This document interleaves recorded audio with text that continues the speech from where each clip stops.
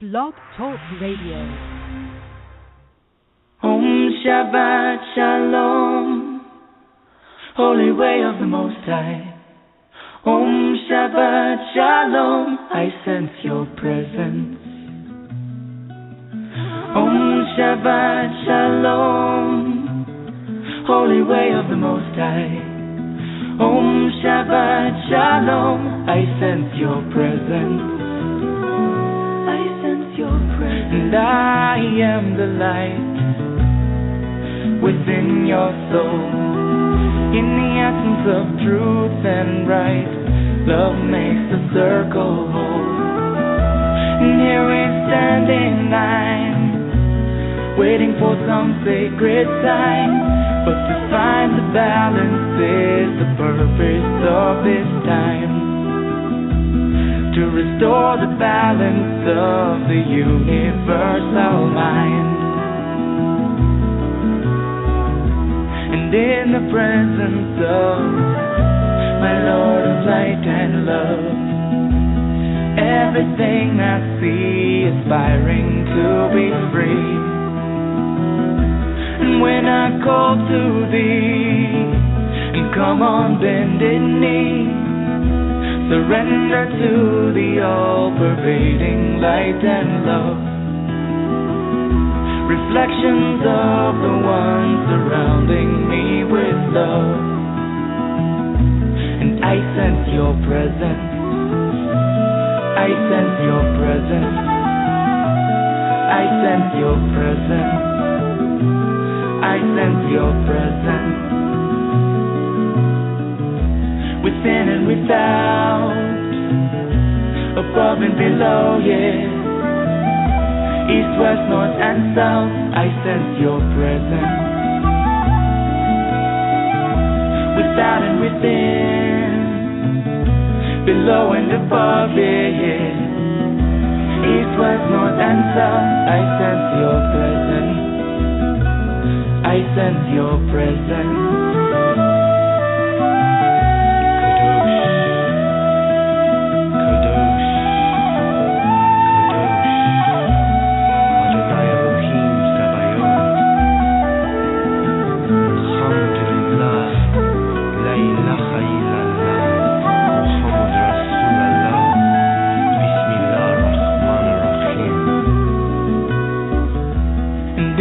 Presence of my Lord of light and love, everything I find in tune with the divine.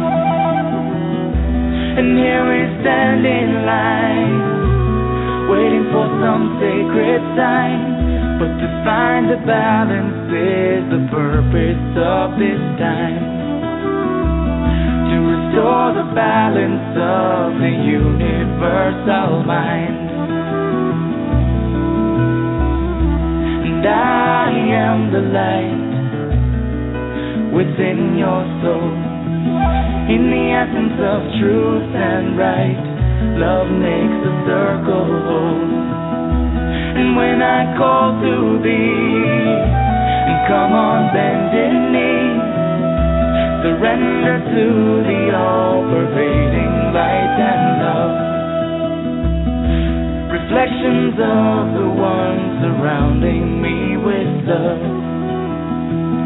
For to find the balance is the purpose of this time.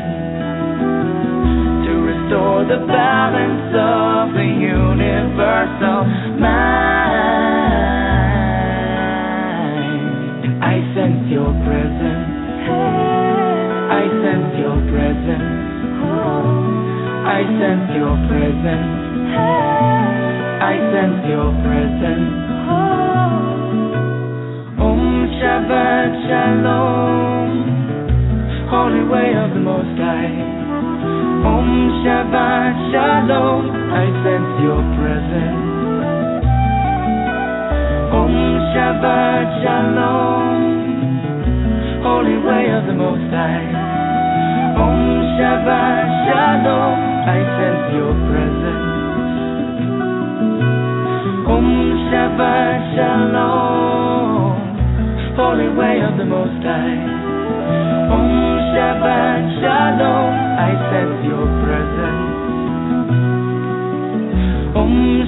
Shabbat Shalom, holy angel of the Most High. Om Shabbat Shalom, I sense your presence. I sense your presence. Thank you for joining me here on Activating Compassion Radio. My name is Jessie Ann Nichols George, and I'm your hostess today.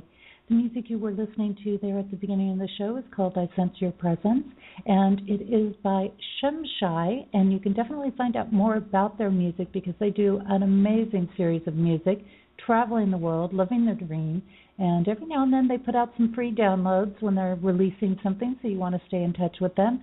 And you can check out their work on their website at www.shemshai.com. That's SHIMSHAI.com. And I just want to thank everybody in archives and YouTube and all the other areas that we have here, because I know some of you are joining us for the very first time, and others have listened to the show in the past and they really like what we do here, and they've come back to listen to what we've got going on today. We do stream live in 3 additional places, and that would be Talk, Stream Live, Stream Finder, and Pen, also known as Pair Encounters Network, and I welcome everyone listening through those channels as well. Here at Activating Compassion Radio, what I do is look at the different ways that compassion exists in our lives, how to remove our blocks, resistances, frustrations, and more. And some weeks I'm discussing different aspects of compassion, how it's in our life, how it affects our life, the different areas of compassion. Some weeks we're doing more exercises and practical implementations. And then many times what I do is I have guests on the show, and that gives you an opportunity to learn about their work and how other things complement and work with compassion. In addition to that, I highlight different musical artists along the way, including Grammy nominees Stephen Halpern, Peter Cater, also wonderful artists Jill Matheson, Claire Hedin, Bruce Ciccarelli, Craig Corollas, Harold Grandstaff Moses, Stans with Bear, all people we've done musical shows on, and you can check out their shows in the archive. Definitely you can find that on all the archives for my shows and the rest of the Main Street Universe shows and my website, which is JessieAnnNicholsGeorge1.com. And what I do is in my own work, I focus on helping people find and use compassion in their everyday lives. I've created the Genesis Clearing Statement, and if you've missed that, there's been some interviews of me in the past, which you can also find on my website and catch it in those archives. I've authored 4 books, the most recent being You, Me, Life, Dreams, and its companion workbook, and then my first 2 books, Activating Compassion and its companion workbook, and I am a co-author on a 5th book, which is coming out, and that's going to be coming out this spring. You want to watch for it. That's called Embraced by the Divine, and it's an incredible compilation of several of women's stories that have gotten over the dark night of the soul, their process of getting through it, tools that they've used along the way. It's just an amazing collaborative work, and I'm actually going to be bringing on a couple of guests that are co-authors on that book because there's just so many incredible works happening through that effort. So watch for that as well. And you can also, like I said, just follow everything that's happening. I've also created the Compassion Tour, which I've currently started and I'm on tour with. It's a multi-state nationwide tour, including workshops, retreats, seminars, book signing events, and fundraising events. And the fundraising events I'm working on getting going.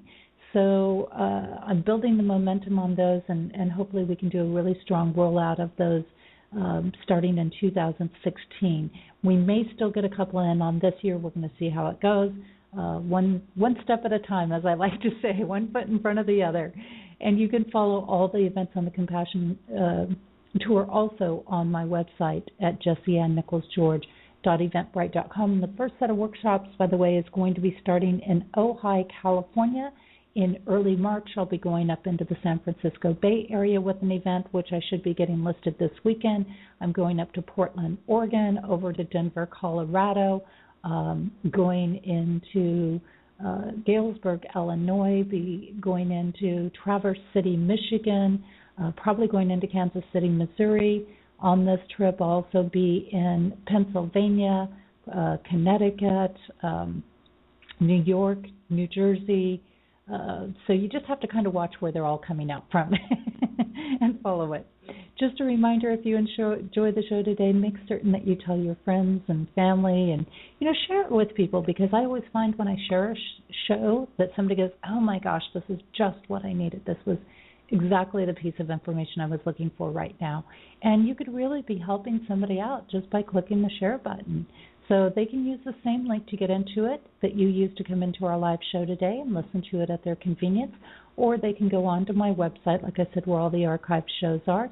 In addition to that, they'll be able to catch it as a podcast at iTunes, TuneIn.com, and then also on my YouTube channel. So whatever their preference is, they've got an option for it. Before we get started today, those that have listened before, I like to delve into the 72 Names of God by Yehuda Berg.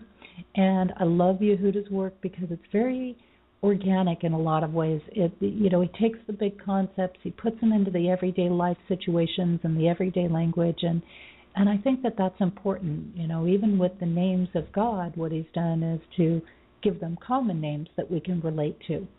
So today's message is enough is never enough. Okay? Enough is never enough, and I think this is really going to be interesting because they always seem to connect with our guests. I don't plan that out ahead of time. It just kind of happens in that way. And what he has here in the initial message is, we compromise in life. We settle for less. We sell out. As soon as we experience some enjoyment, and we wind up selling ourselves short. This name is about seizing the whole enchilada. And the insight he gives on this is, two realities exist, darkness or light. We can be in one or the other, but we tend to loiter in the gray areas. When we do achieve a little light in our lives, we tend to excuse the little bit of darkness that we're still indulging in. And even though we came here to have it all, the goal is to banish all darkness and bask in absolute light. Sure, we'd like to believe that we are big thinkers, but in truth, we think small. It doesn't matter if there are billions of dollars in our bank accounts, or if we're running a Fortune 500 company, or running an entire country for that matter. Thinking big means to seek it all: permanent happiness, spiritual greatness, eternal joy, our true soulmate, immortality, and peace on earth forevermore. And to let go of everything else that prevents us from reaching that promised land.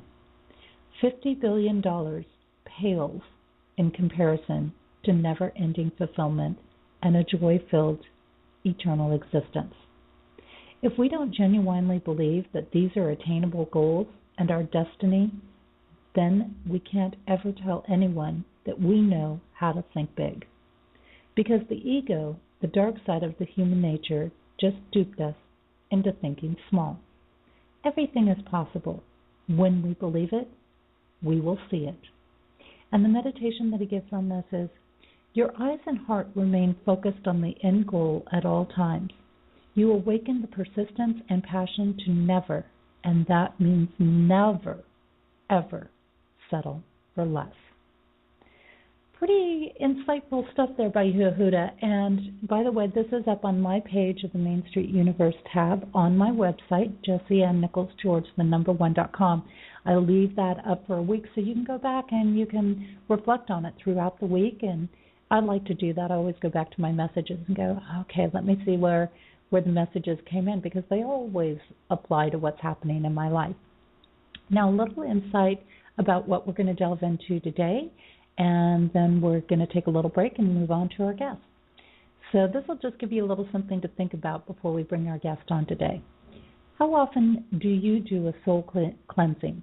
And have you ever felt lost or disconnected from your soul in a way that you felt a need to retrieve it on some level? What type of things do you do to care for your soul? We often think about doing a great spring cleaning in our homes, or cleansing our bodies on a regular basis, and even many will take the time to stop and clear their thoughts. However, I would reckon to say it is not as common that we take the time to stop and cleanse our souls. And this is something that I feel is becoming much more important with hectic times in society and life. Some of the older European and Celtic cultures realized that doing a soul cleansing in mid-February was very important to the emergence of spring and being ready to be out in the world. For the youth in the culture, it was considered necessary for preparing to meet a mate or partner in life, and they felt that one must be clear and connected to the soul self on a very conscious level in order to be able to be active, work, and draw in what is needed for living. At this time of looking at our relationships, I find this is a wonderful practice that involves loving self in addition to loving others. When we show this level of love to ourselves, we also offer the clean and pure version of us as well. In a sense, we are putting our best foot forward. My experience in this clarity and connection, we are able to accomplish almost anything. Lisa Meade is one person that specializes in soul cleansing and healing, and she helps people with this wonderful practice of self-care. Lisa also sees the value of this work at the different seasons and cycles of the year. Now, in my many years of working with energy and soul development, I feel that this is an important part of not only self-care, but also that of keeping conscious choice of staying connected. I have observed those that choose to get relaxed and let these cleansings slide along the way, only to face numerous challenges in their life, and then once back on track, with them found their flow again. They said in the times they were letting things slide, it was as if they had gotten disconnected from their soul. They felt lost and confused or overwhelmed.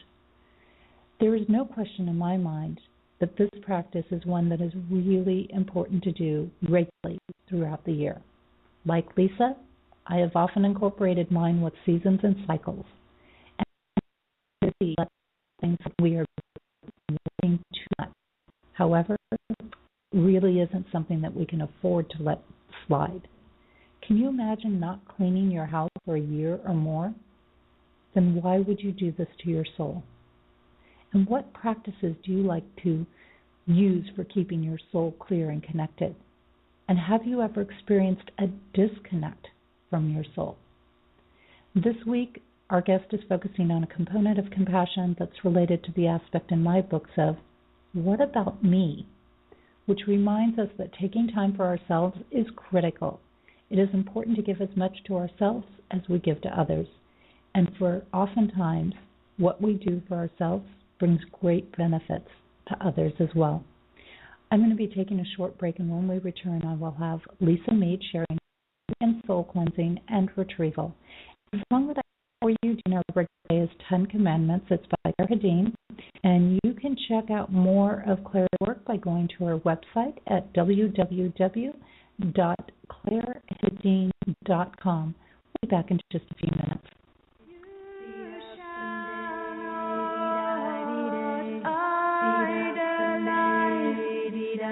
A thing you have made, you shall not covet anything that they have. Rest content with who you are.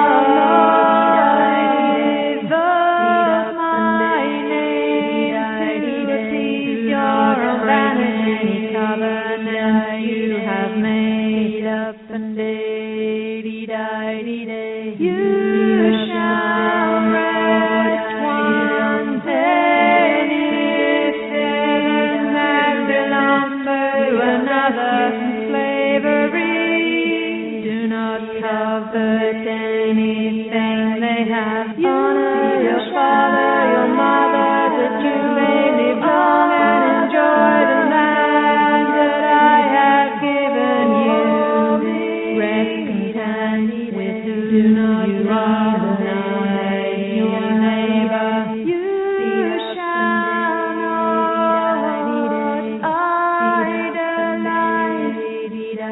a thing you have made. You shall not covet anything that they have. Rest content with who you are. Invoke my name to appease your own vanity. Covenant you have made up and day. You shall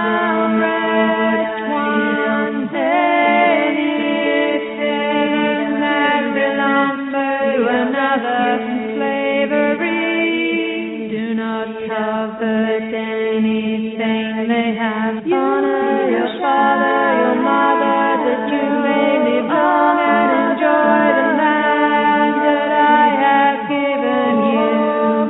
Rest content with who you are, deny your neighbor. You shall not idolize a thing you have made. You shall not covet anything that they have. Rest content with who you are. Invoke my name to appease your own vanity. Covenant you have made up and you shall rest one anything that belongs to another from slavery. Do not covet anything they have. Honor your father, your mother, that you may live long and enjoy the land that I have given you. Rest content with who you are, deny your neighbor. You shall not idolize a thing you have made. You shall not covet anything that they have. Rest content with who you are. Invoke my name to appease your own vanity. Covenant you have made up and you shall rest one day. And welcome back. You are listening to Activating Compassion Radio. My name is Jessie Ann Nichols George, and I'm your hostess today. You were just listening to a song by Claire Hedin called 10 Commandments, and that's just one style of her work. Her work is actually quite varied out there. In case you're just catching our show for the first time, you can definitely check out more of her work, as well as the work that she is doing with the earth and other sessions that she does with various music and things like that as well, that she works with private clients on. And you can check all of that out on her website at www.clairehedin.com, and that's CLAREHEDIN.com. And very grateful for her to, and Shimpa Shai both, to allow me to use their music on this show. Today I have with me Lisa Meade, and she is the creator and matriarch of Women with Insight. And she is a visionary and ritualist, and she's got shamanic and spiritual offerings. And Lisa received a PhD in natural health, bringing her to honor and recognize the mind, body, and soul connection. She facilitates women's empowerment programs and is co-creator and one of the voices of Stop the Beauty Madness campaign. Lisa offers a wide variety of services, including soul retrieval, soul mentoring, spiritual life coaching, and body imaging coaching. In addition, she offers programs on soul expansion, embracing your power, and finding your true north food. Her soul expansion mentorship offers shamanic support during your soul expansion. And you can learn more about her work on her website at www.womenwithinsight.com. And I'm going to go ahead and get her microphone opened up here today.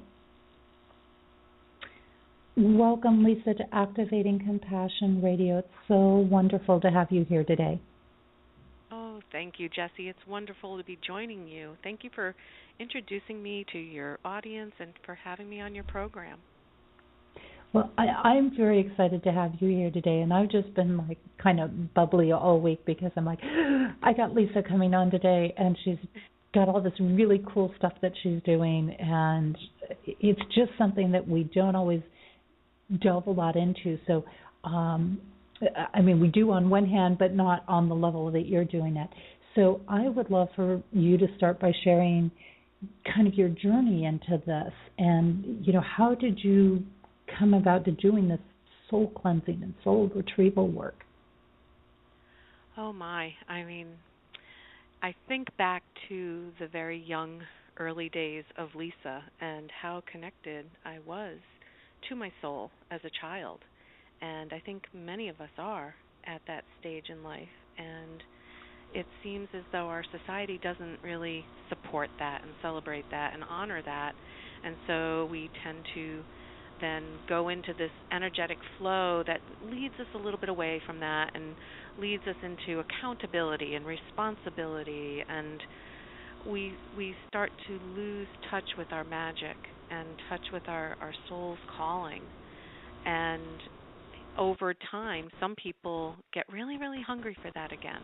And I think that's what happened to me. And, I kind of got to the point in my life where I was done with the different traumas that were happening in my life, the different dysfunctional aspects of my life, and I really felt that I was brought to this world for a reason, and I wanted to discover what that reason was.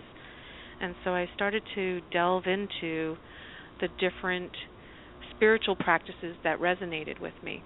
And I found that I was kind of a smorgasbord of a woman, and I was borrowing a little bit from this practice and a little bit from that practice, and I kept following this inner knowing of what resonated with me. And people would cross my path, and I had a number of brilliant teachers. I had a number of amazing mentors, and working with them helped me to go deeper and to learn more about myself, to connect more fully with my gifts and offerings. I got tremendous education, and there was an awakening, this slow, gradual awakening. And it's interesting that you've invited me here in February when so many seeds are quickening beneath the surface for so many people, because that truly mirrors how it was for me. There were seeds quickening beneath that were ready to burst forth. And when they did, this practice gently unfolded, and I stepped more fully into what my soul's calling was. And I think that it is an interesting time to have you here, and I'm glad that you brought that point up, because we have, I think, some bigger quickening of seeds going on on this global level as well as within ourselves right now, as we're, like you, I just had to have the smorgasbord. I couldn't make one decision.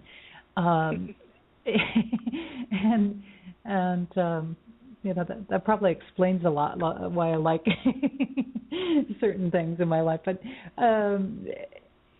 we're finishing up next month the 7th of the 7th Pluto-Uranus squares. And, it's funny because I've been talking about responsibility, and responsibility is a big piece in one hand, but responsibility has to be balanced, like you say, with remembering the magic, being the child, being in this space of going through all of these cycles. And what I find is that so many people have been making these transitions and these shifts and these changes. So this particular equinox, it seems to me, is going to have a bigger punch, if you want to say, with the emerging. And I know a lot of people, they're restless. They're just like those seeds under the ground, restless to get out and do something. Yeah, very much so. And what I've learned over time working with different people is that it's the challenge sometimes is how to go from that quickening, that vibrant energy that's bubbling up to the surface, and the knowing and the talking about it and the wanting it and dreaming it and desiring it, but then how to manifest it, how to bring it forth, because we can't just be setting intentions without bringing action to it. We can't be stuck in a place of, well, I always have this dream, but I never seem to be able to bring it into my reality.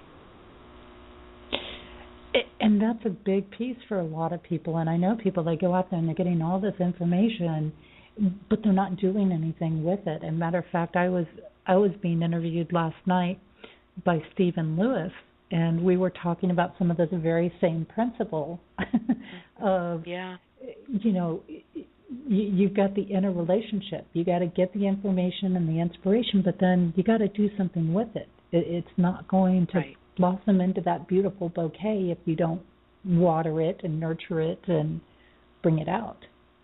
Yeah, yeah. And so here, on a shamanic level, what I help people to understand and help them to find a way of moving forward from that place of stuck is, what we started talking about is this cleanse, this cleaning up of our energetic fields and our soul, and to create room for that expansion and that growth, to create opportunities to release and let go of things that are no longer serving us. It doesn't necessarily always have to be something bad, and I'm putting that in air quotes. Sometimes it's something wonderful, but it's no longer a part of your day-to-day. And sometimes people really get hung up on that. It's so hard for us to let go of things. And what we need to remember is the letting go creates the room. And when you create the room, anything is possible. And that goes back to your reading that we started this call with. The possibilities are endless of what's there for us. Absolutely. And, I oftentimes equate that to, holding on to those clothes that you don't fit into anymore. Holding on to your 10-year-old, your clothes from when you were 10 years old. You're not going to wear them again. It's that same sort of thing. Let them go, make room for something else, and bring other energy in there. So let's get a little foundation going here. What is soul cleansing and what is soul retrieval? They've got to be a little bit different, right? Oh, they are. They definitely are. Soul retrieval is much bigger than soul cleansing, and soul cleansing is equally important, but it is something that can happen on a day-to-day basis, on a seasonal basis, on a weekly basis, whatever your time frame is, and whatever your soul is poking at you and asking of you. Soul cleansing is very much what I was saying before, making room, letting go of things that aren't serving you, creating practices that support your soul's growth, whether it be meditation or moving exercise, working with tools such as crystals or drumming or chanting or power dance. Those are ways that we can tend to bring our body and our soul into alignment so that the energies move. It's a vibration, and it moves that energy through us. And as that energy moves through us, we can then set the intention that we are making room for our expansion. So the cleansing, the sky's the limit. You could focus on the seasons. You could focus on the 4 directions. You could focus on a weekly intention and incorporate it into your spiritual practice. And when you feel that you have come full circle, you rest in that space and you see what starts to manifest, what starts to come forth, and say, ooh, invest in me. Bring some energy this way, because this could be a possible creative moment. This could be a healing. This could be a place where you could fully step into your power. And I think that's a big thing, is watching for those openings in the process of releasing, because they're naturally going to happen. I just had a great visual while you were talking about, getting the vibrations going and shaking that energy up. And I just joined a health club because being on the road full time, I need to really pay attention to that. I was sharing that with you a little bit earlier, and it's something that I really have to stay on top of because I'm exposed to so many things, so I really have to maintain it. Well, the health club I joined has these vibration beds. It's like water vibration, and it just shakes everything loose, and I was visualizing, okay, I'm just going to sit there and go, okay, I'm creating all these openings the next time I go in and lay down. Yeah, that's nice. Beautiful. Yeah. But so then we go to this place of soul retrieval, which is, now we're on the other end of the spectrum, right? So soul retrieval is a form of a shamanic healing modality, and oftentimes you need the assistance of a shaman to help you in the process, unless you have been practicing shamanism for quite some time and have a very deep connection with your soul and your guides and are able to work in those realms and on that level.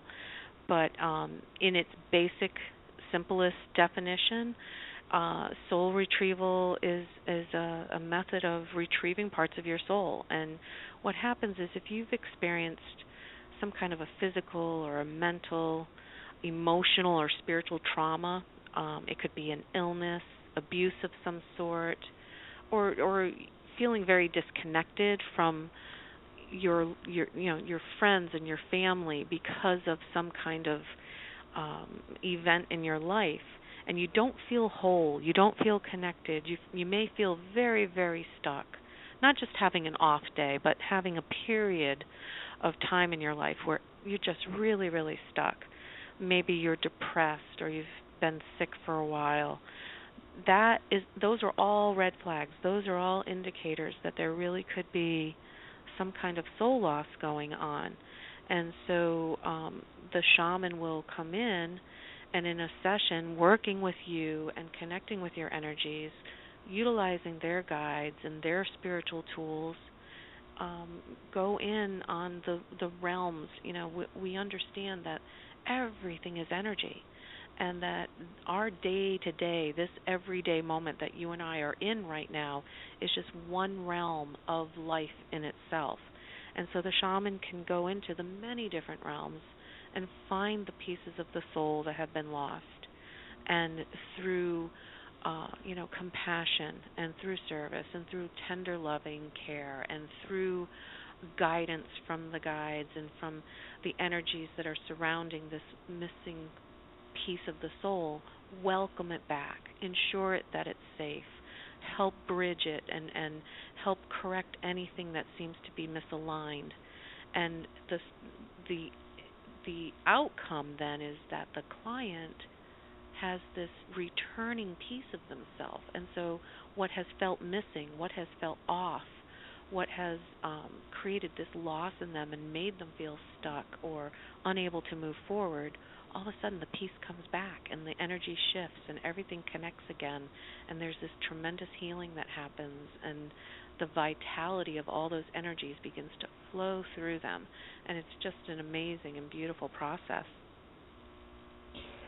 I would say, in listening to your description, so to say, and I was going to ask you, how do we know if we need a soul retrieval? And you kind of answered that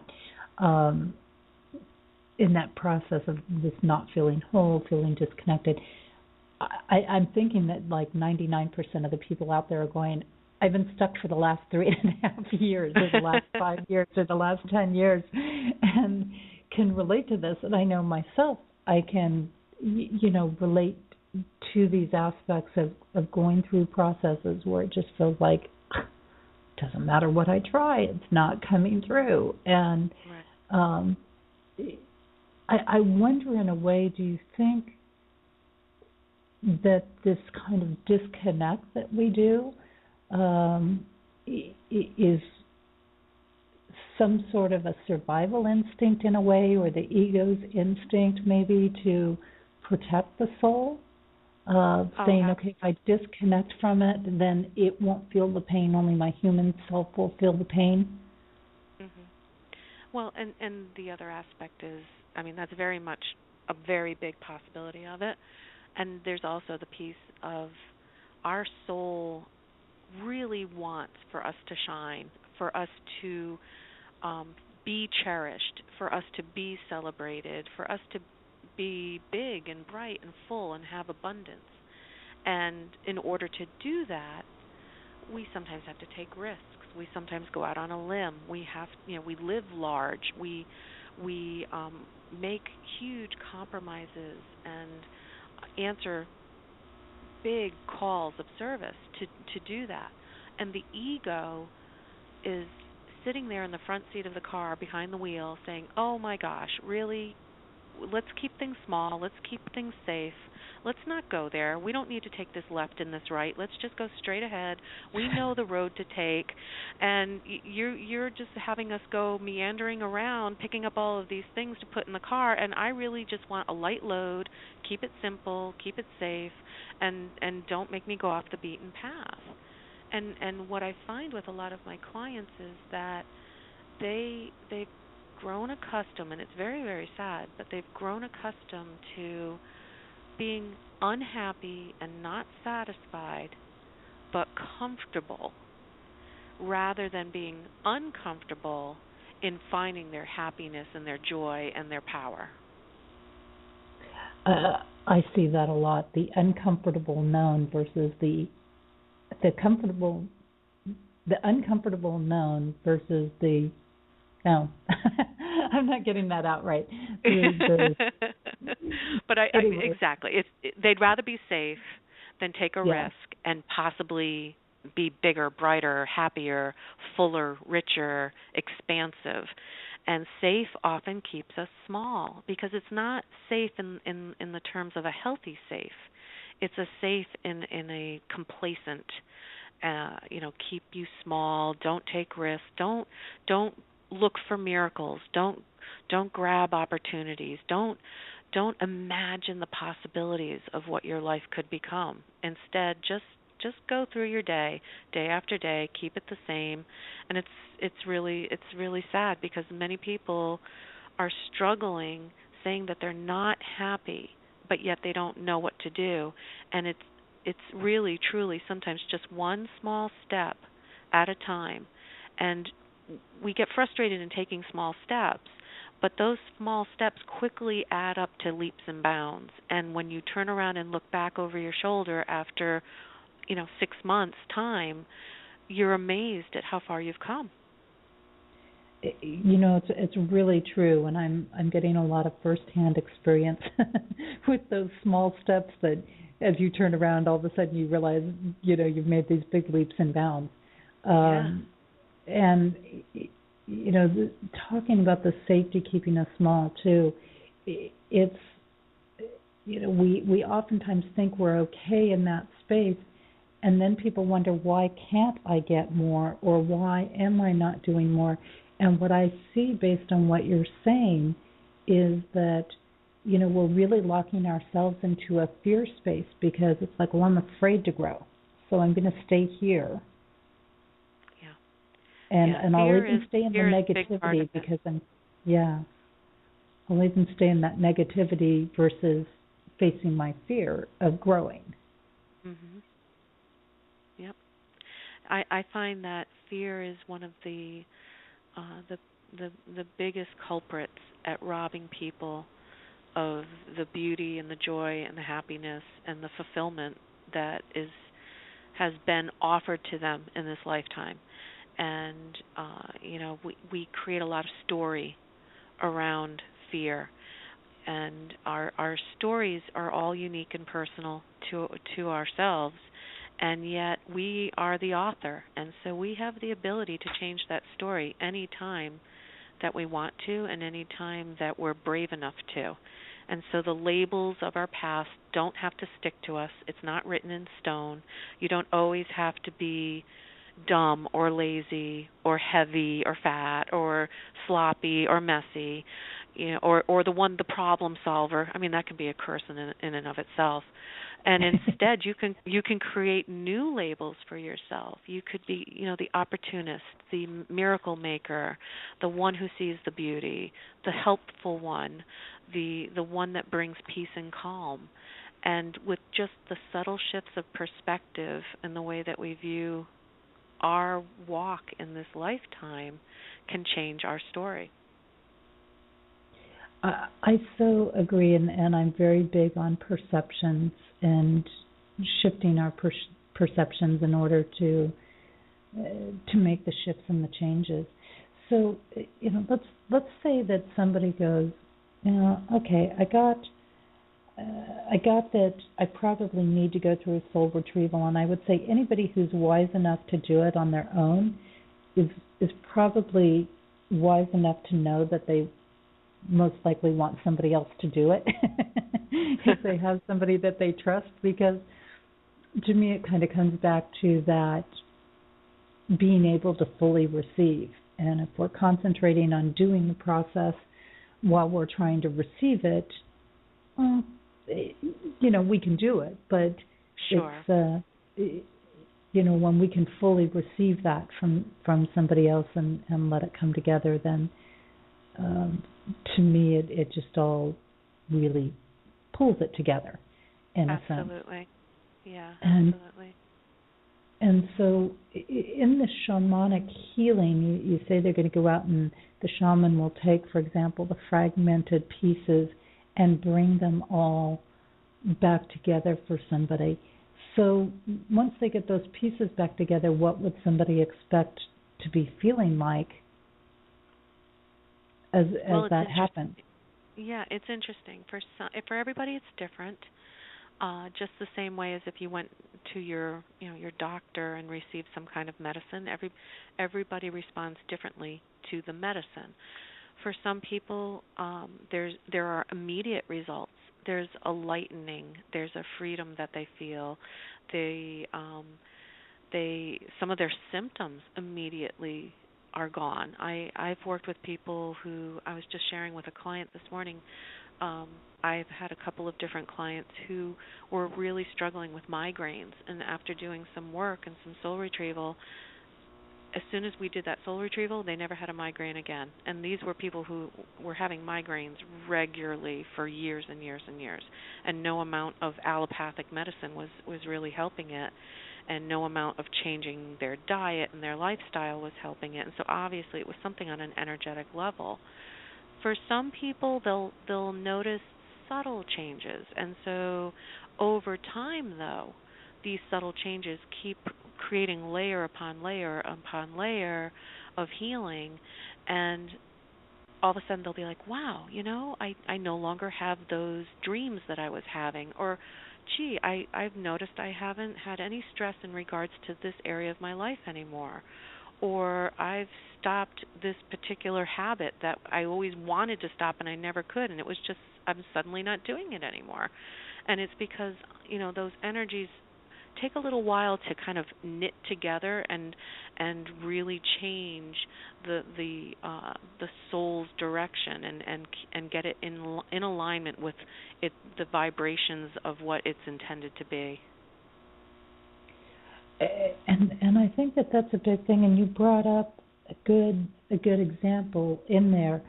When you're going in and the tests aren't necessarily showing that there's anything wrong, or you're going through things, and I've been through that process of having something that just wouldn't go away and nobody being able to figure it out, chances are it is energetic related. Chances are it's coded in the DNA someplace and needs to be released. I mean, it's like somebody who goes to the gym and they work out 5 days a week or 7 days a week even, and they eat a, vegan diet, and they eat all non-GMO organic foods, whatever, and they're still not losing a pound.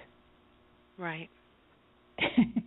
Yep. And there's something else happening, because there's no way that the physical body couldn't release under those conditions if it was strictly physical. Exactly. Yeah. It's interesting because I'm such a big proponent of the whole mind, body, and soul connection, and you can't just treat one. You have to treat them all. You have to honor them all, and we are all of those facets, and so just buffing and polishing one side is not really going to allow that light to shine as bright as it can. And so we have to sometimes really take the full approach, which is, okay, I'm going to do this for my body, and I'm going to think these positive thoughts and set these positive intentions. But what about my soul? What do I need to do on a soul level to complete the package? How do I bring it all together So that way everything is hand in hand, working together for me to step into my fullness.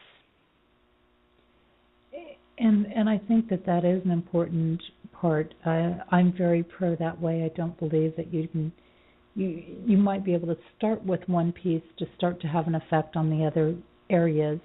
For example, if you can't do something physically, then you start energetically, and then eventually the physical opens, or different pieces, but they do need to all be addressed. And if we can address them as a package, then, in my opinion, all the better on that realm, because that's when we are really going to get the noticeable results in things. I would say, and I want to jump back to a little bit, because we've been talking about the soul retrieval aspect, which is a much more intense aspect. Really best to let somebody like yourself do that type of work.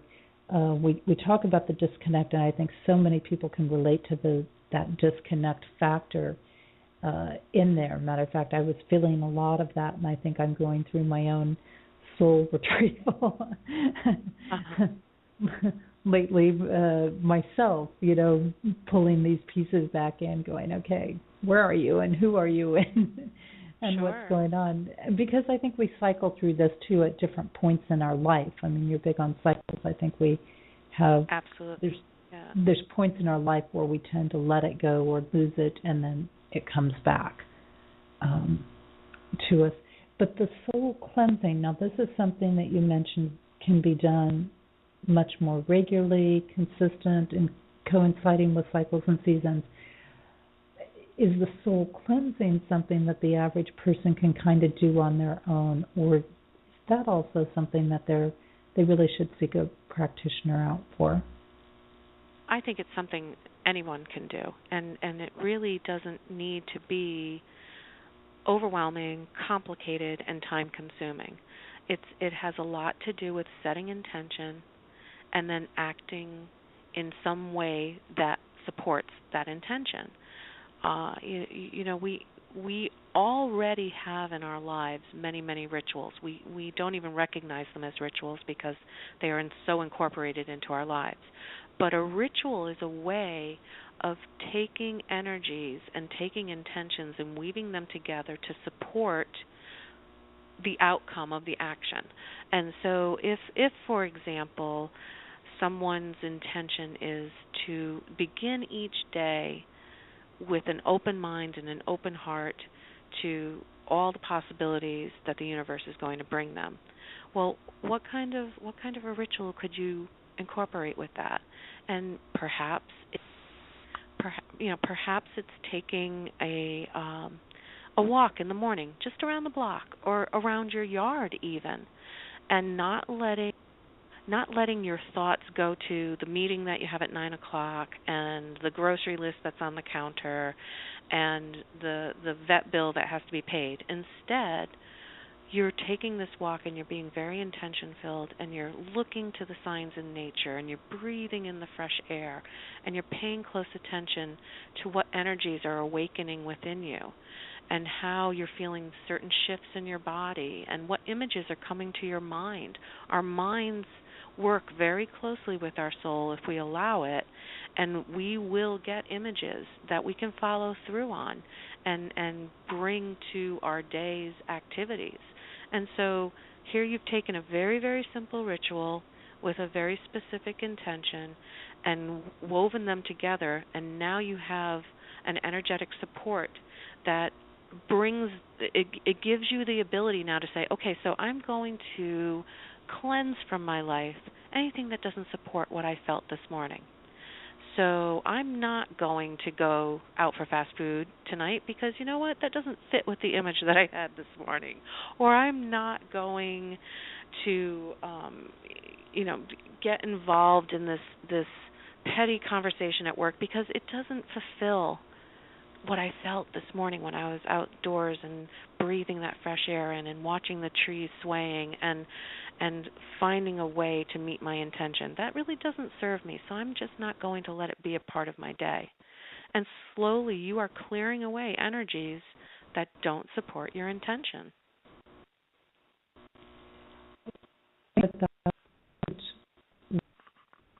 my angels and just listened to what the message was. And as you say, we create these little things and they can become so easily second nature, just like brushing our teeth or our hair or anything else that we do every single morning when we get up.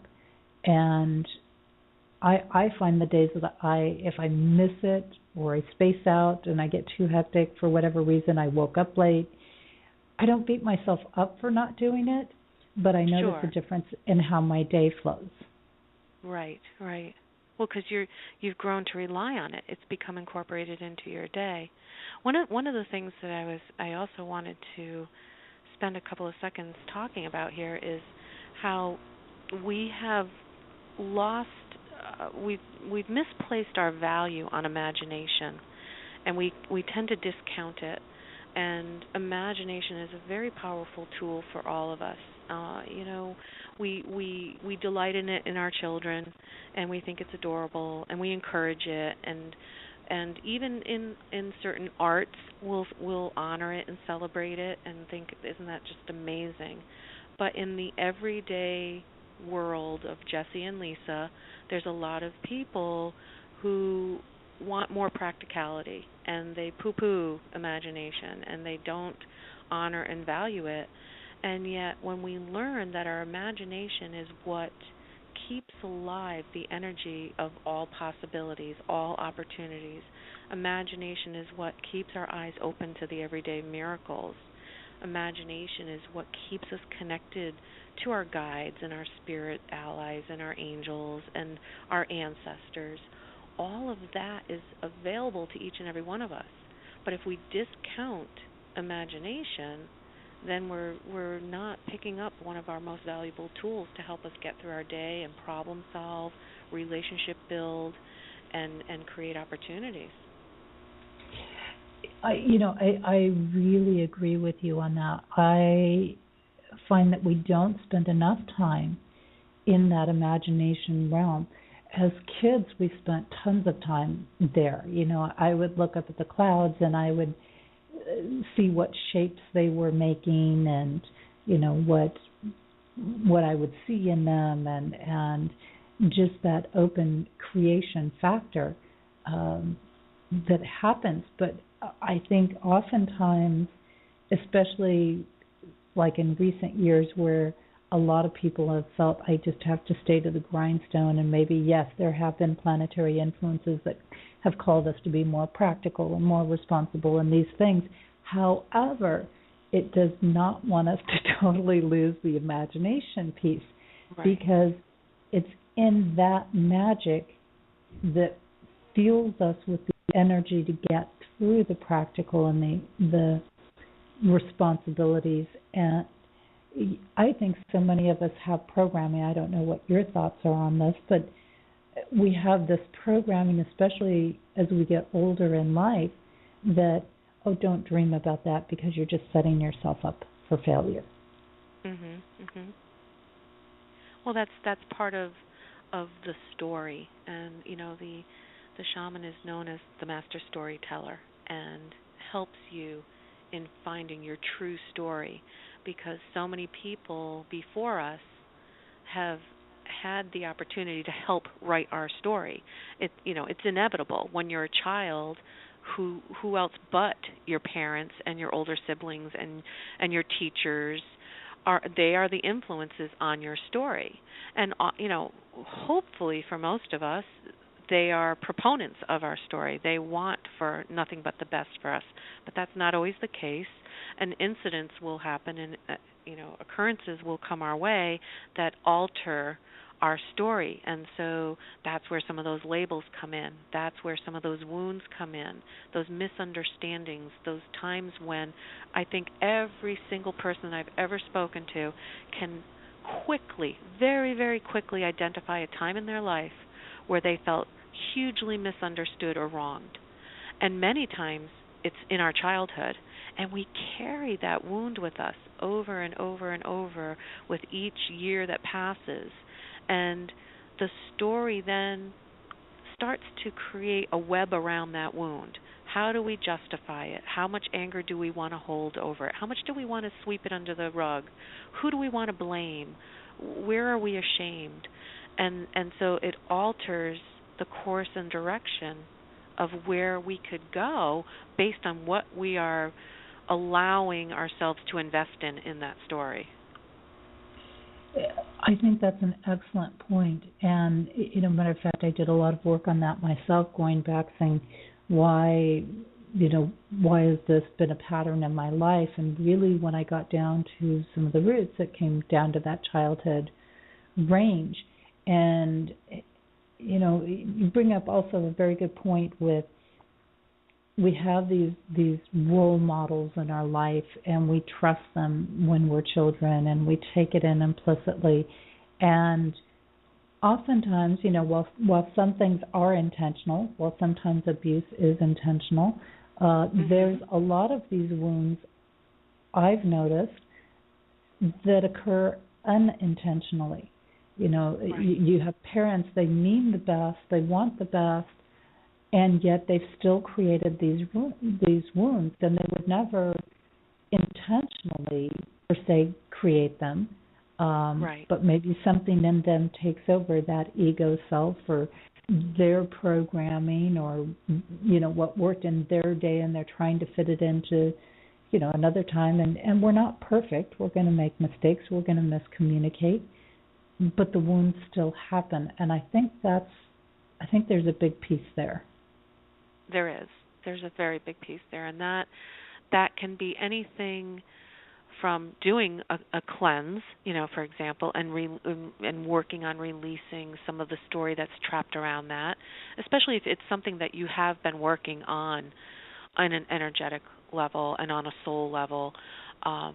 Sometimes it's just, something just came up for me the other day, and I thought, wow, I thought I'd done all my work on that piece, but apparently there was a little nugget of something hanging around, and so I did some further work on it. And different people might trigger something for you, different scenarios, different life experiences, and as long as we're open to the fact that we are constantly evolving, constantly having the opportunity to heal ourselves, constantly given places on our life path where we can release something or embrace something to support who we are destined to be, who we are designed to be. As long as we keep that in mind, it doesn't feel like it's not like we failed in any way. It's just that we're continually evolving and growing. So it can be something as simple as a cleanse, or it can be something that is a little more involved, and it does require a larger healing. It's not just take an aspirin and call me in the morning. It's why don't you come in for a visit because we need to take a look at this. Yes, absolutely. And you keep referring back to the stories because that is the way of the shaman. A couple of weeks back we had Bert Kempner on, and his specialty is stories. And as he reminds us, it's up to us to rewrite the ending. It's up to us to change the story. That's right. And instead of sitting there, I think, being victims, and I think that's the space that a lot of people, they wallow in the wound. I'm hurt, I'm hurt, I'm hurt. Mm-hmm. And even if they're not totally in the victim space, and like you mentioned, I feel like I've noticed in my life that there's layers to things. So I might think I've cleared something, and then I go through another opening, and I get a greater understanding, and I realize there's another layer to clear. Yes. Of the same issue. And I think if we approach it from the aspect of, too, people are not out there trying to intentionally hurt us. They're trying to deal with their own processes, and oftentimes when we get hurt in that process or get wounded in that process, it's because they're not dealing with their processes. And so the key is what are we going to do with it? This has happened. What are we going to do with it? In there, because it's, and especially if it's a recurring pattern, I think in our life, I think that's the difference too. How do we tell on that soul cleansing versus that soul retrieval, or whether it's just simply a wound or whether it's a bigger aspect. If it's a recurring happening, we're probably needing to do some sort of soul retrieval where it's going to show up as a pattern versus a one-time shot. Well, yeah, because it goes so much deeper, and I think a big piece of having the awareness of what is happening to us and how to address it is really being present and being in the moment. Because the old story, the part that has been written that may be trapped and woven through that wound, wants us to keep revisiting it. I'm sure you've met people where they just keep telling the same story over and over and over and over again. And you look at them and you just think, wow, if you could just let go of this, you'd let go of so much pain and suffering. But it's somehow or another, their soul is just like on this treadmill, this little, what do they call it, the hamster wheel. And they're going around and around and around. And sometimes we have to step outside of that hamster wheel and take a good look at it and say, what is ready to heal? What is ready to just be released and let go of? Why keep going around and around this? I'm not moving forward. And that's being in the present. That's being in the now and really being able to say, don't go back to 20 years ago and keep festering over the way your sister hurt you, you know what I mean? Instead, look at it from today's perspective, with your wisdom that you have now, with your healed heart that you have, with all of the skills that you've picked up in the past 20 years. Let's take a look at it now. What does it look like? Forget about what it looked like 20 years ago. And that's a big piece there too, because it may be some of those patterns are carrying through. They may still be following those patterns that they treated you like 20 years ago, but then we have to make a choice. Where are we going to let them be in our life and at what extent? And here again, we still have that power of, okay, you might choose to remain in that pattern, but I'm not going to choose to remain in that pattern with you. I'm going to go live something else because I'm just done with that. And I love that you brought up the hamster wheel, because I have a friend that has been in that spiral for decades, and it's like, when are you going to let go and just start being happy? And I don't know that she will in this lifetime. I really don't. And there's not much you can do other than decide whether you're going to be a part of it or not. But you brought up being in the present and the moment, and that to me is the most powerful, and that brings back to the suggestion that you made about going for a walk. And I used to do that, well, I still do that fairly regularly, because I think walks really do help us to be in that present moment. And there's nothing like that to me. Once you step fully in the present moment and all you do is focus on, are the waves crashing on the beach, is the tide ebbing or flowing, is it something as simple as that? Where's the light sparkling on the ocean? Or how's the breeze going through the trees? Or when you come into that presence, it's just like everything else kind of comes together. Right. I love utilizing the messages in nature and mirroring them into my daily activity. And I don't think you can practice shamanism without having a close relationship with nature, and it just goes hand in hand. But I truly do often, even if it's just to step out on the front step. It's a busy day and all I've got is a few minutes, and I'll step out on that front step and just look up into the sky and pay attention to the birds that are flying overhead.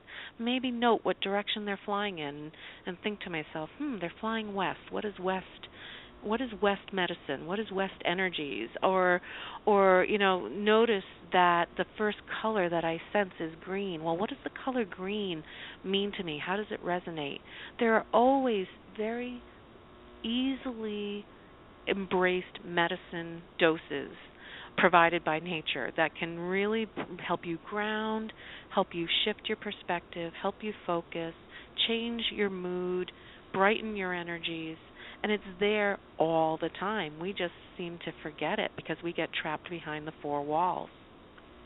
Oh, that's so true. It's so true. And, and I've done a lot of that, looking at it when I got landed where I am right now for a while. And I said, why am I here? And, it's just continued to unfold. And I realized, oh, that's why I'm here. This is what I'm supposed to be dealing with. And it had to do with the vastness of the ocean, and it had to do with preparing to be out on a bigger scale and raising the level that I'm doing things. And it's kind of amusing to me as I'm sitting there going, there's not even money in the bank account to eat this week, and I'm supposed to go on a bigger global scale. Yeah, that's pretty funny. And you do learn to laugh at some of these things sometimes, I think. But the paying attention, I think, and I know you work heavily with nature, as do I run events in nature, and I think you do as well. I can't underestimate that, because this starts to incorporate all the cycles and the seasons. And as you said, taking the moment to just be still and notice. And I've had people do that at the beginning of my events out in nature. And you would think that you opened a whole new world to them, because they're so unfamiliar with doing that today, that to stop and really take it in, they're so used to their mind being on 10,000 different things there. And, even if we look at all these cycles that are going on, a bird flying west in summer is going to be different than a bird flying west in winter. Exactly. Yep. We've become so disconnected from it. And, we're task-oriented. We're accomplishment-focused. We're driven by, whatever the next paycheck needs to be, or the next title for or letters after our name should be. And really, when you really, really get down to it, the only thing we really should, if there was ever a should, and I don't like to use that word too often, but if there ever was a should, the only thing we should be paying attention to is just being present in the moment and engaging with the world around us. And if we learned to practice that more and trust in it more, because trust comes from practice, we would find that a lot of the obstacles that we face fall away, and a lot of things that we've been wanting and desiring and hoping for come our way, or we realize we really don't want them in the first place.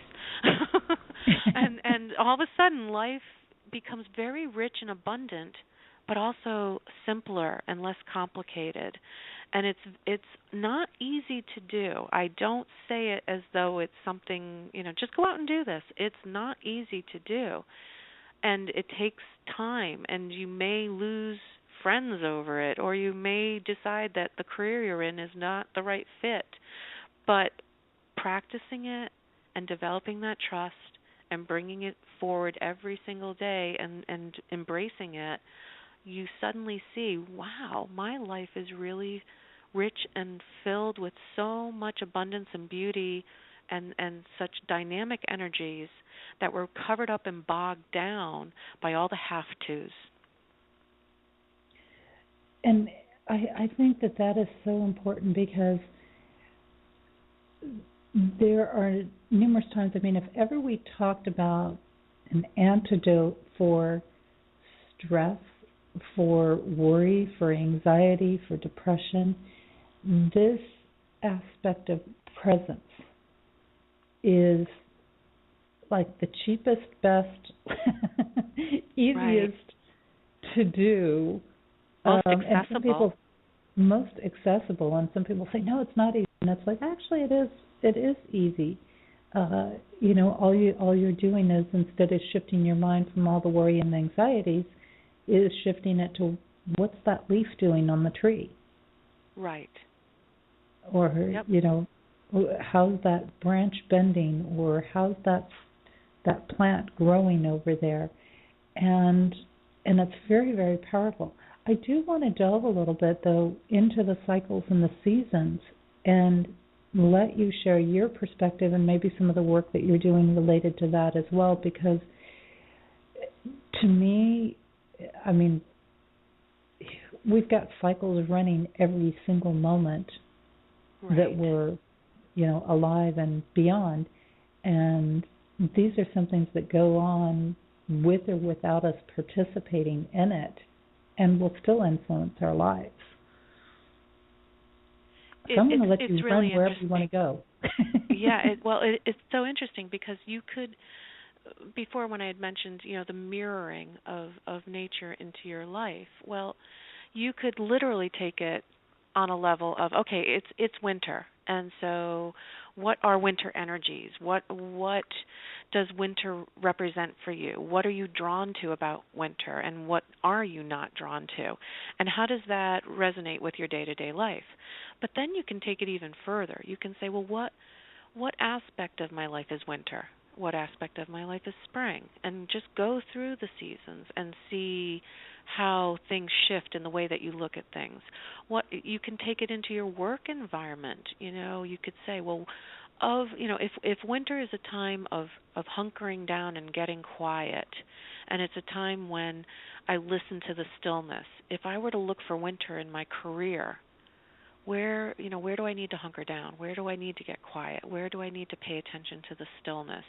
Versus spring, which is all about seeds bursting and life coming through the soil, and the opportunity to really nurture and tend to those tenderlings. And so what about my job is spring. And so we just nature becomes our brilliant teacher. And we can bring it to all aspects of our lives, whether it's relationships or work or health, and really say, how can I bring these energies into that particular aspect and make a shift or take care of it differently, change it up, because we are such creatures of habit, and we tend to do things the same way over and over and over again, and then we complain that nothing's changing. And the only way it's going to change is if you do it differently. So why not turn to your steadfast teacher, which is, nature and her seasons and all of her elements, and see what could apply. And there's no expensive tools to buy. Right.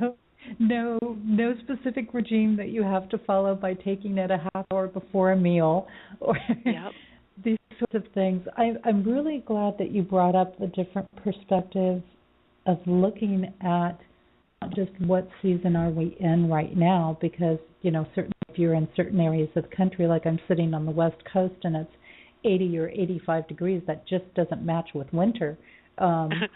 It doesn't match my winter because I'm minus 13 with the wind chill. It doesn't feel like winter to me, and I love snow myself, so I'm feeling a little out of place here. But even though I grew up in this area, I'm feeling out of place. But I love that aspect of looking at it and saying, okay, what area is stagnant in my life? And if it's a stagnant area, this is going to relate to winter for me. So let me get still and do some meditation on that area.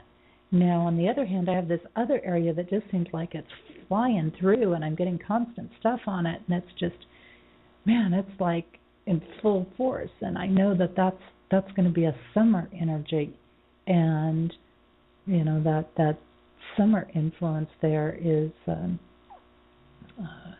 another powerful thing. And I know, okay, I've got to arrange my time to work, and I've got to have my work day, but just like everything else, it's got to be balanced out with the rest. And I think that's the thing is, are we balancing all of the seasons, so to say, into our life? that are happening. Every day are we giving ourselves that time to rest and reflect? Every day are we working on nurturing something into its growth? And every day are we, creating new seeds? And every day are we putting the work in? And every day are we sitting back to enjoy? And I think that enjoyment, are we sitting back to enjoy what we've done? Exactly. That's a very big part of it as well. It's not just always about the planning and the doing, but also in the receiving and embracing and enjoying. I mean, that makes it come full circle, and that's the reward at the end. You've put all your hard work in, so take the time to reflect and to enjoy and appreciate and share. Otherwise, why are you doing it? And and if we look at the parallels in life with that, I would have to say that, for example, if you're stuck in summer, that might seem all great. Look, I got all this work going on, but if you never take the time to enjoy it, you're going to find yourself in burnout, because that's what happens when you work and you never take the time to enjoy it. And things don't keep producing, because if you're not taking the time to enjoy and to rest and to regroup and say, okay, what does this year need versus what last year needed?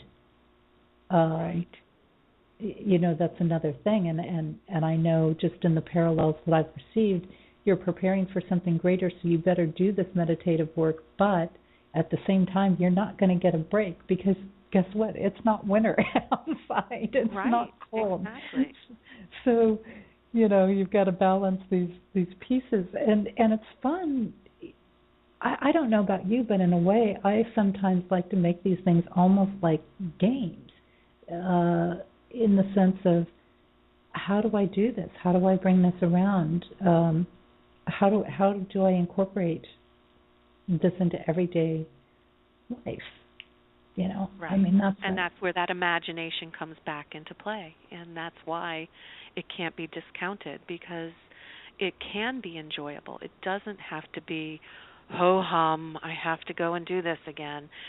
Why not say, well, how could I do this creatively? How could I do it differently this time and find some pleasure in it, or get excited about it, get juiced up about it?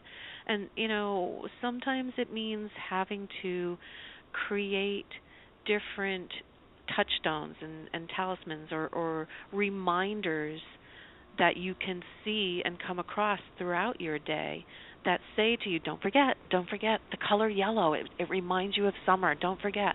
So, I'm a big proponent of telling my clients, well, if you're working with summer's energy, what colors remind you of summer? And I'll have them tell me, because everybody's got a different perspective, right? So I'll have them tell me their colors. And I'll say, well, if we're going to be invoking summer's energies on this project, why not commit to every day wearing one of those colors? I don't care if it's just your socks, but wear one of those colors. And when you catch yourself in a reflection in a mirror, or someone comments on the beautiful scarf that you're wearing, you are going to somewhere on some level be reminded, that's right, I'm embracing summer's energies for this project that I'm doing. And so it just becomes this very subtle way of you touching the vibrancy of summer. Mm-hmm. And I tell people, create altars in your home. Altars don't have to be sacred and ceremonial and huge and elaborate. It could be, take over a little end table and just put some things on it that remind you of the fact that you are planting new seeds in this relationship that you're starting. And so what would that look like? Maybe you put a little packet of sunflower seeds there, and maybe you put a picture of something that reminds you of spring. And you gather a few things from your home, and you create this special table that's in your home that you go by every day, and as you walk by it, you remind yourself, that's right, that's my spring altar. That's where I'm focusing and setting intentions for the planting of new seeds in this relationship that I'm committing to. And it brings a whole different perspective on a different type of feng shui. Yeah. into the picture, not only based on our directions and things, but, when you look at it and you definitely say, oh, okay, so, I want to grow a relationship, let's plant some seeds or something in my relationship area, or there's just so many pieces and so many directions you could take it. And even if you don't have a lot of space, you could create a little area that has something that represents each of the seasons to just remind you of that cycle that you're in, and reminding us also to balance, that sure, when we're going through changes, the balance is a little bit off sometimes, but the more we focus on keeping the balance, the smoother those changes go in our life, I would say. And so I think in doing some of that, you sit there and go, okay, I have all of this summer energy coming in, and that's great because I needed all this energy for this project. But again, what we oftentimes forget is we need to bring it to completion so that it can start its next phase. Right. You don't really just want it stuck in the harvest fall or the summer work mode or the spring blooming mode. It needs to run through the whole cycle so that it can come full circle and go to the next step. It's like we have to finish our childhood to a certain extent so that we can grow in a way that makes us able to take a message out into the world, for example, which if we stayed forever a child, we wouldn't do. It's the continuum of the rhythm, the natural rhythm of things, and that is very much where the soul really gets to become expansive and grow, and is, all of its aspects are being honored as well. And so again, we go back to that body, mind, and soul aspect of keeping your thoughts focused and clear, intention filled, putting action to it with your body, and honoring your body temple, and making sure that it's healthy and whole, and its needs are being met through movement and expression and release of energies that no longer serve it. And when those all come together with a clear and clean soul that's not being bogged down by old wounds or old stories and traumas, everything comes together, and it does start to go full cycle over and over and over again. And each time around the wheel, we pick up more opportunities, more gifts, lessons come our way to help us grow and become fuller and more vibrant. And it gives us a chance, too, to till the soil, to turn under what's not working for us, and to start with a fresh, new landscape the next time around. And that's always a great example, too, because our soil has to be tilled for everything to keep growing with strength, so that we're not just starting over from square one again in there. And you mentioned, we start to get in this flow of being in natural rhythm. And when we're in natural rhythm, I think that's where we almost start to notice a natural soul retrieval happening. Mm-hmm. Would you agree with that? Yeah, I think on some level, definitely. I think that the wounded part of ourselves starts to say, all right, there's healing going on here. It's safe now. There's honoring going on here. And if we know a way of connecting with our soul, we then can say, now I'm ready to bring this piece back. Now I'm ready to do the work and to embrace it and to make myself feel whole again. And it really does depend, of course. I mean, I don't want to ever say that it's that easy. I mean, for some soul loss, it runs very deep, and it takes more than that. But on a level of some of our old stories and some of the baggage that we've been carrying around, we definitely, by finding that natural rhythm and releasing and embracing, we do create an essence of a soul retrieval for ourselves. And there's definitely ways in which we can do that for ourselves.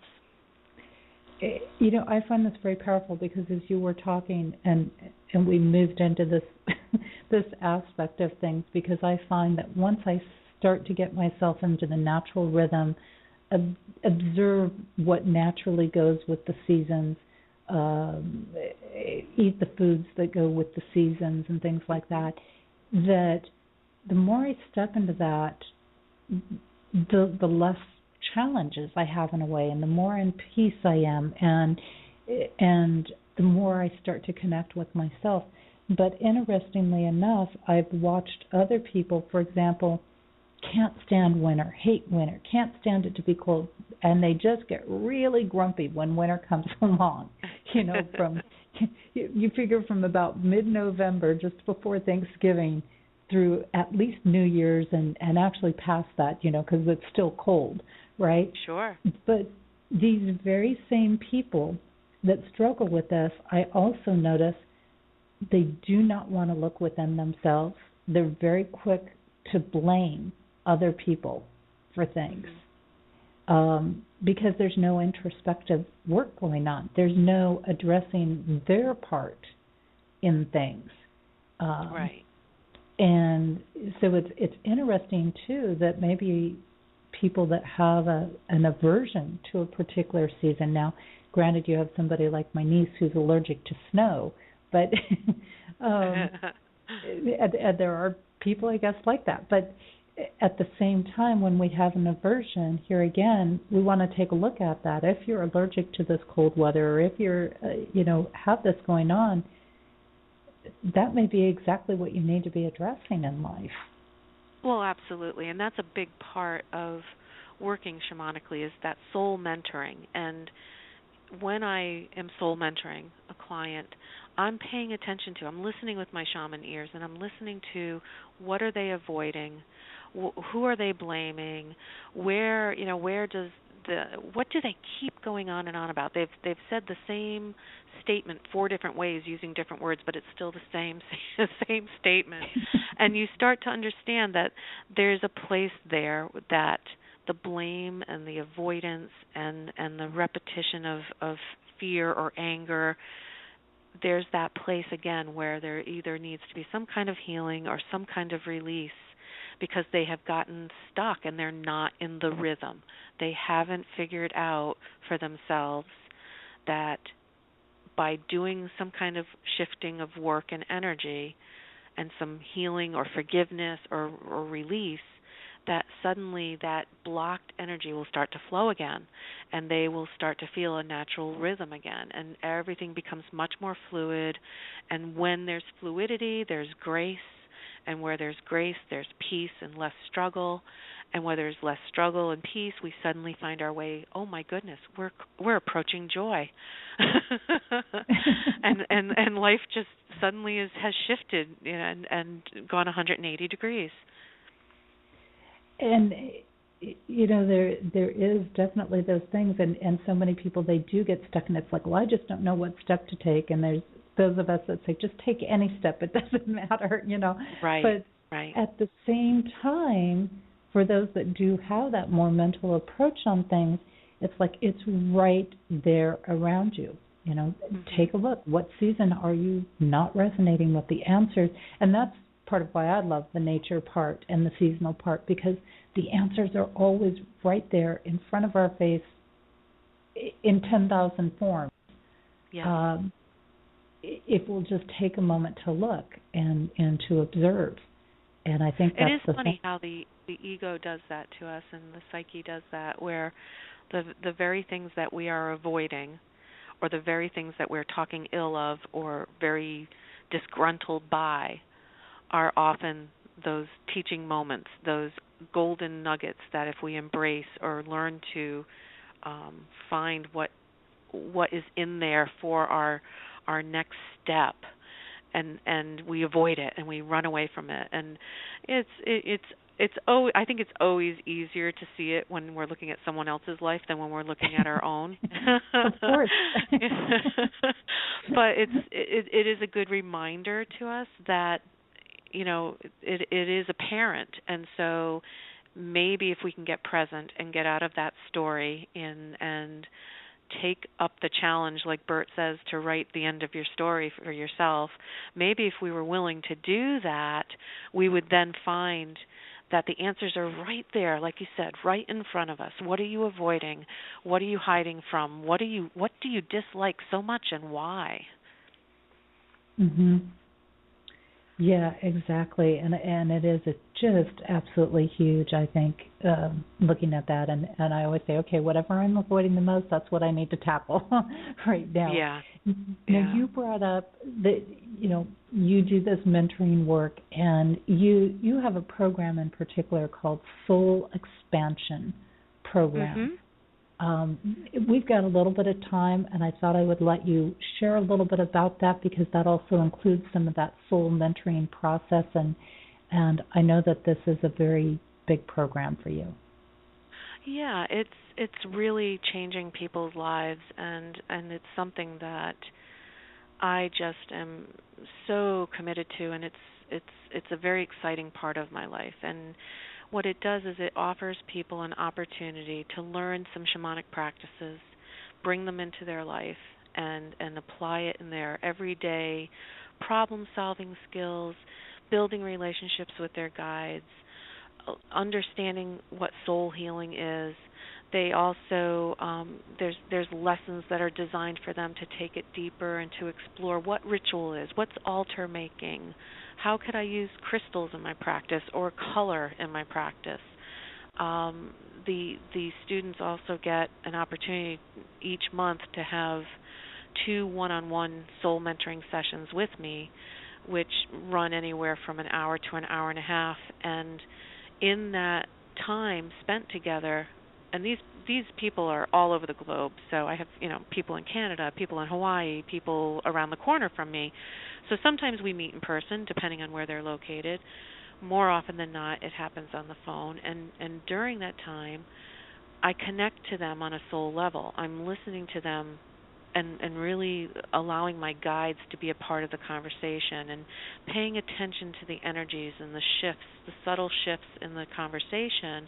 And we talk about different aspects of their life that they want to expand and grow in, or different relationships that they may be struggling with, and how to bring in alignment some of their personal business and practices along with the shamanic practices that they're learning about. So, you may have someone that's a Reiki specialist that wants to also incorporate shamanic journeying with their clients, for example. So it's just this lovely layering and working as a group sometimes, and then individually at other times, and really at your own pace, because everybody is at a different place along the line. No one is competing with anyone else. There isn't any, well, once you finish this chapter, you can advance to that chapter. It's just on your own pace and on your own journey. Where is your soul taking you next? Because everybody has their own unique thumbprint, and I always am encouraging them, do this your way. I'm going to tell you how I would do it just to give you an example, but I really encourage you to do this your way. What resonates with your soul? What are your guides telling you to focus on? And so it becomes a very personal experience. And I believe very strongly in that, and that's a very similar way to how I work. Is it's very personalized. People need to use what's happening in their own lives to help them decide what steps are going to work for them. I'm not a cookie cutter formatted person. Right. Because I just don't believe that, as you say. I just don't roll that way. I just don't roll that way. I've never been in the cookie cutter molds myself, so I can't ask somebody else to be there. And I so agree. And I think this is really, to me, it's a sign of how evolved your work is, to be able to roll with whatever is there. Because there's so many people that are locked into, okay, we need to take step 1, then 2, then 3, then 4, as opposed to, okay, where are you at? Yeah, well, you don't need to take steps 1 and 2. You already got that stuff worked out. What we need to focus on is 7 and 8 right now. Mhm. Uh, Or we'll come back to it later. Right or now, for whatever reason, it's not resonating with you, or you're really getting overwhelmed and stuck in it. So, let's see if we can move forward a little bit. Maybe you'll pick up some skills or some insight, and then we'll come back to it later. right, because and sometimes when that's the case too, it's like sometimes something else needs to be released first. Exactly. In order for those other things to let go. Yeah. We don't always understand the ties until we go. As I say, you go with the flow and you don't force it. If you're having to force it to happen, and force is different than avoidance. Sure. Absolutely. Yeah. But if you're I mean, having to force it, there is always big work involved. yeah. Sometimes it's happening on a soul level and you're not really aware of it. And other times it's you wake up in the morning and you're like, "Oh my goodness, I know what I'm up against today."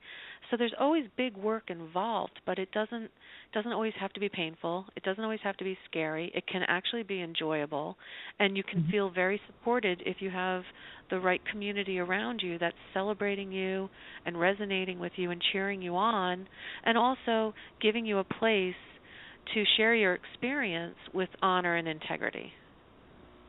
I I so agree, and having somebody like yourself work through that with you, with somebody providing that support system, or from there, because I know with what I've been through over the last year and a half or a couple of years here, um, I don't know what I would have done without some of that support system from even just social media people being there going, amazing what you're doing, amazing breakthroughs, and Right. keep it up, and we're looking forward to this. And so even people that have been in this for decades still are going through these processes. So people that are early on in their journeys, I think it's important for them to realize that, don't get defeated, because people that have been heavily on their path for decades are still dealing with some of these very same aspects.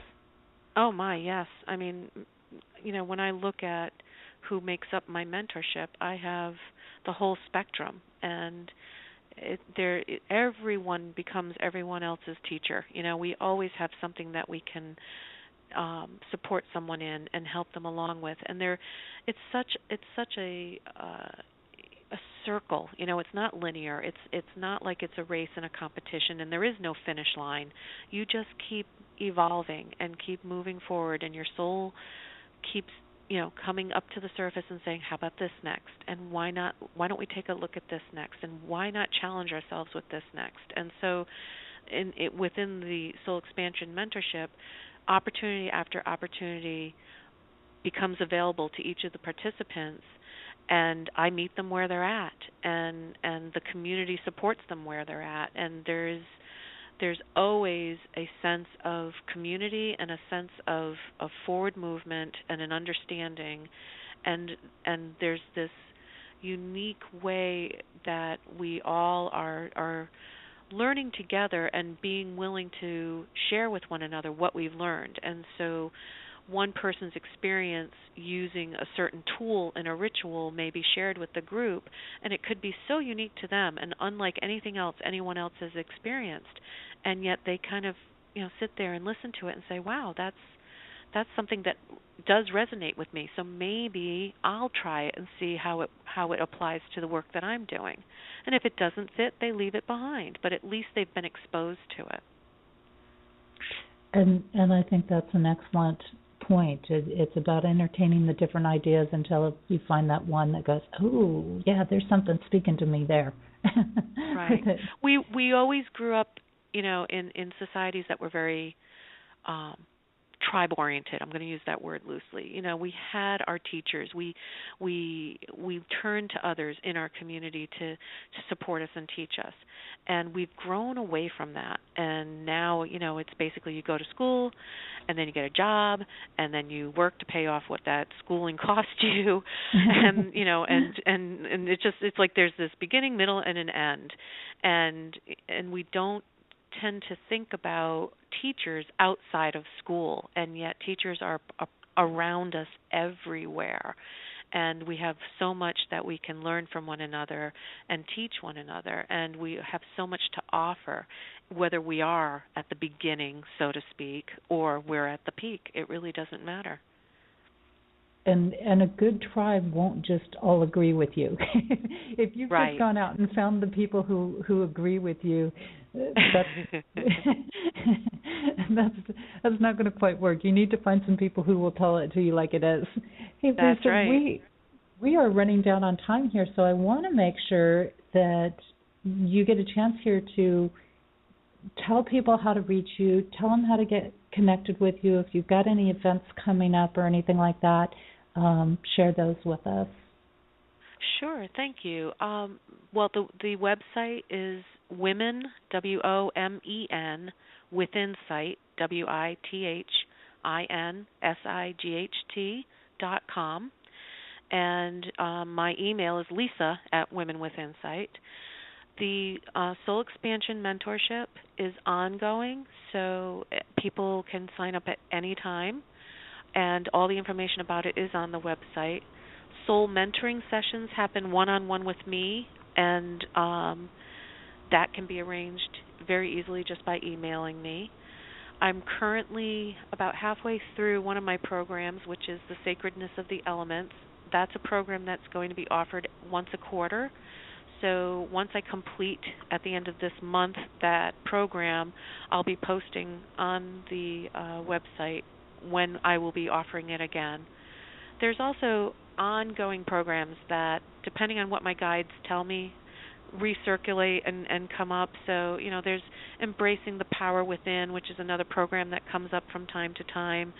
True North Foods is something that comes up from time to time, and that's bringing into alignment the foods that we feed our body and how they can align with us on a spiritual level as well. So there's always something in the works. I do a blog, and I'm writing constantly on that, and you can access that through the website. I have a number of Facebook pages as well, and you can find me on Facebook just by looking for Lisa Meade with Insight, and reaching out to me and just knowing that there's never a dull moment in my life, so there's always something being created and offered, and I just listen. I keep my ear very close to the ground and listen to my guides and follow the call, because that's just how it is these days. There is no other way but to follow the call.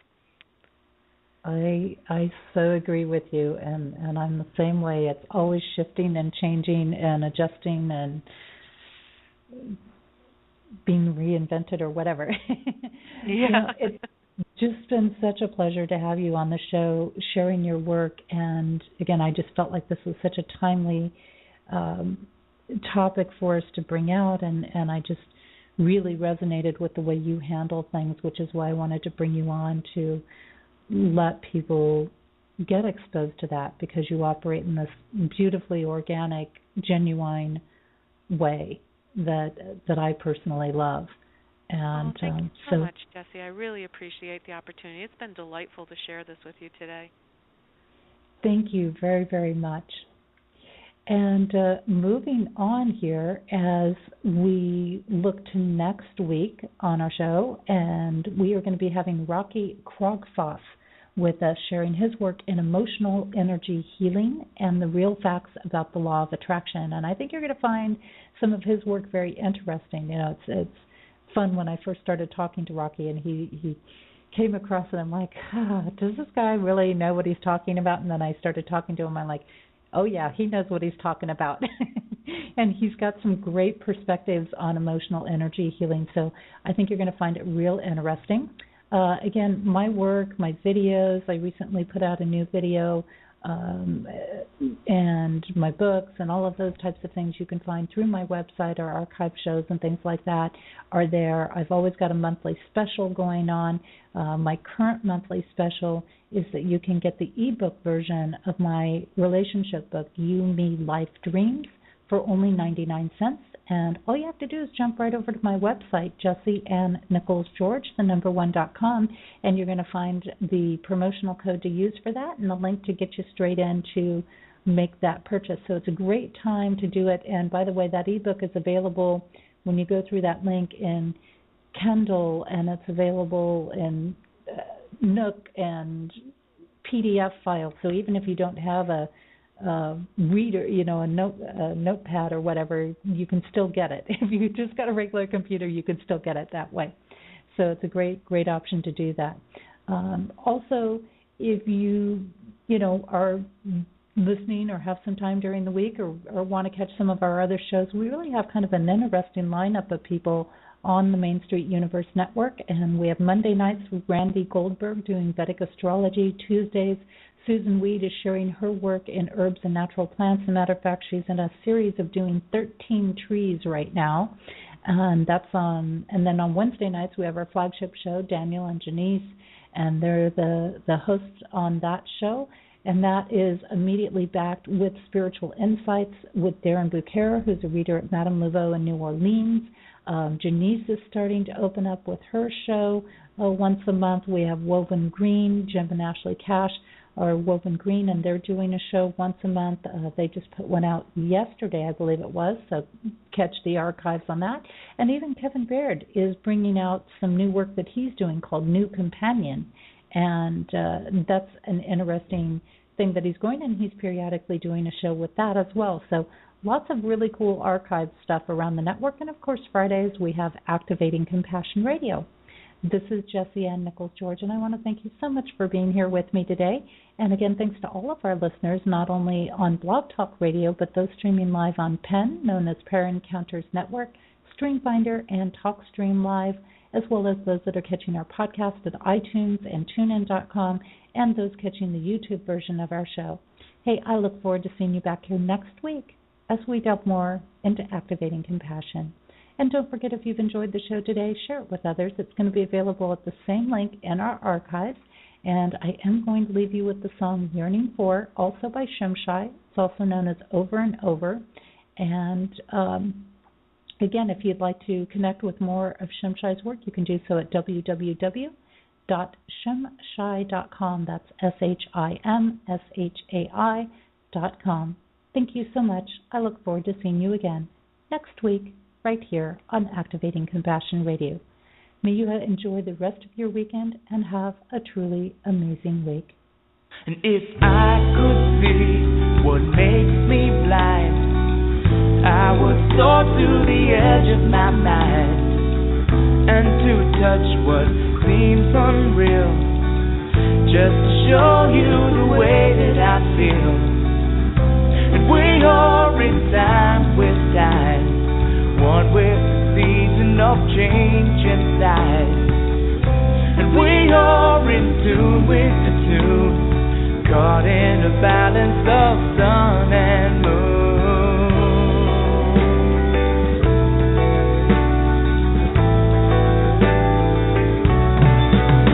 Oh, deep inside, the light within, shining to show you it's here to begin. When all I have is all I need, I will soar to the edge of eternity. And we see it eye to eye, one within love to be for the divine. And we're walking hand in hand, caught in the balance of God and man.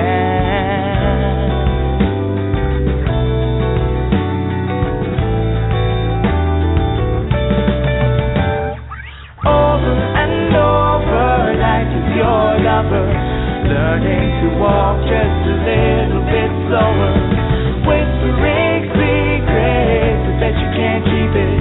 No turning back now, this time we reveal it. One to another, all will discover the essence within the most beautiful lover. Time is still turning, the love is still burning. Deep in your spirit, your heart still yearning for.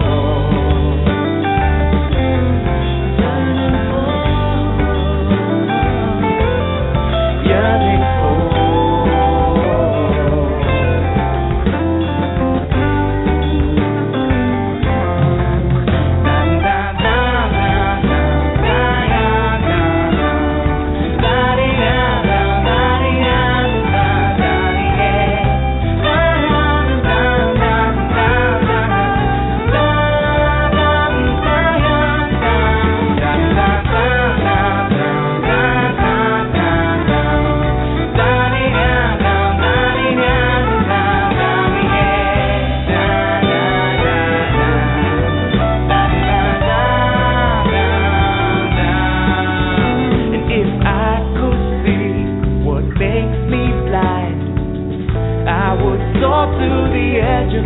night, when all we have is all we need. All that we ask for shall be received. And we see in eye to eye, one within love to be for the divine. And we're walking hand in hand, caught in the balance of God and man. And we are in time with time, one with the season of change inside. And we are in tune with the tune of life in the circle and love in bloom. Over and over, life is your lover, learning to walk just a little bit slower, whispering secrets, I bet you can't keep it. No turning back now, this time we reveal it. One to another, all will discover the essence within the most beautiful lover. Time is still turning, the love is still burning. Deep in your spirit, your heart is still yearning for. Over and over, life is yours.